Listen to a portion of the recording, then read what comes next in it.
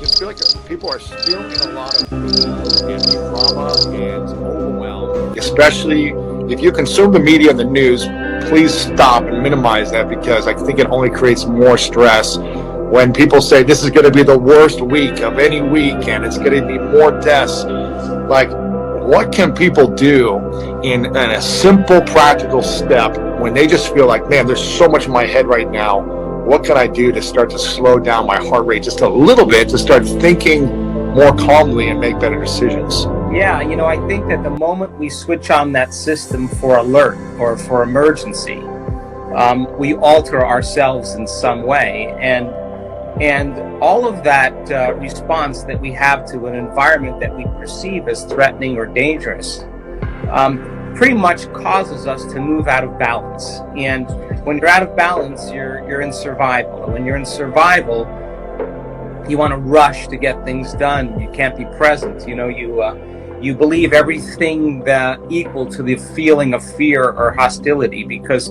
information is relevant to you in that emotional state. So teaching people then that they have some type of control over that sympathetic response, that emergency system that switches on, is preparing you for something you can't predict. Yeah. Something that's an unknown, something that you can't control. And that survival system causes us to move more into our animal nature. And we're tapping our body's vital resources for health and regeneration. So short term, it's great, but you keep doing it over and over again, you start becoming more and more conditioned to that rush of energy. So teaching people how to self-regulate, teaching them how to move back into the present moment, teaching them that they can shorten their responses. It's really not that you react. I mean, we all react. The question is, how long are you going to react for? Because if you keep that reaction going, then you can't perceive any change in your environment.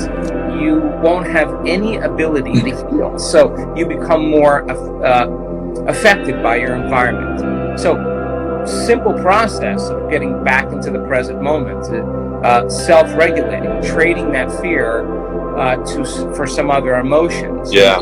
And that's doing the work and the practice, and that's what we should be doing, because now we have energy to heal.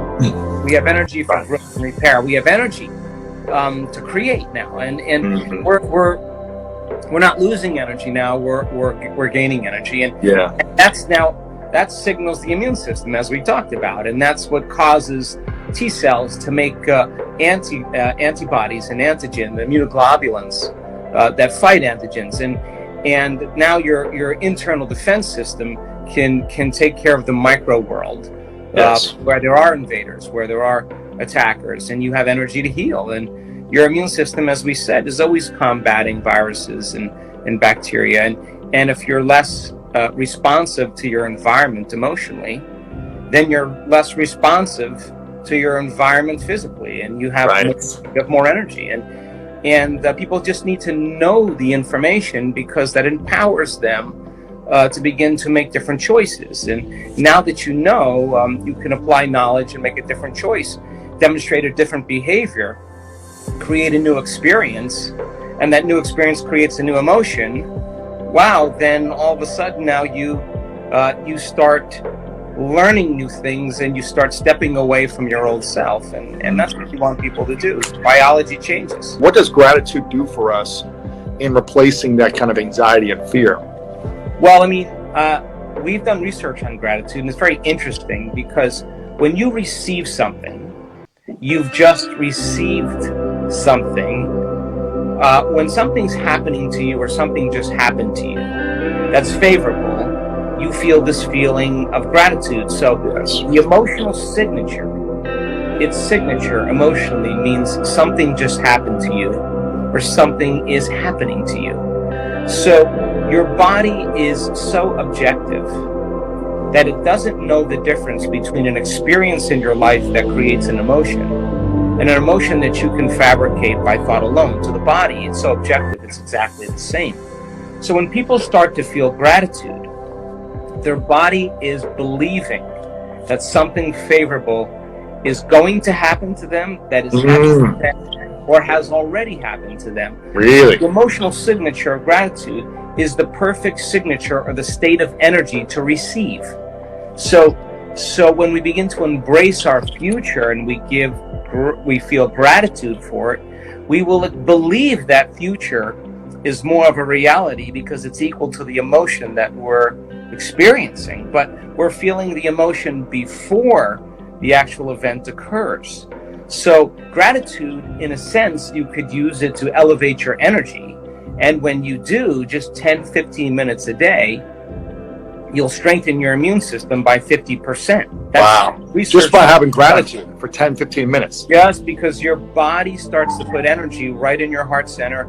And there's a gland in there that we talked about in your show called that gland that has an endocrinological aspect and an immunological aspect. And it begins to signal chemicals that tells your T cells, strengthen. You got energy to like modify and create more receptors for anything coming out. And now your inner environment is doing that, and your T cells make these antibodies, these immunoglobulins that are the body's natural flu shot. It's proteins that protect cells, especially immune cells. And now you have an internal army, an internal order that will be greater than the environment. And now you have strength, you know, and you, from a suggestibility standpoint, you only accept, believe, and surrender to thoughts equal to your emotional state. So if people are in fear, then the information that comes in equal to fear, they will begin to resonate with or relate with because it's equal to that emotion. So they'll accept the information, they'll believe the information, they'll surrender to the information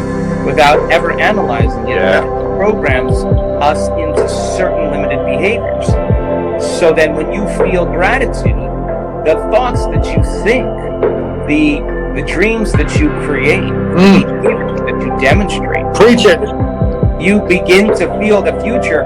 Now something else happens. You start creating a huge change in the information, and you program your autonomic nervous system to program your body to become that future.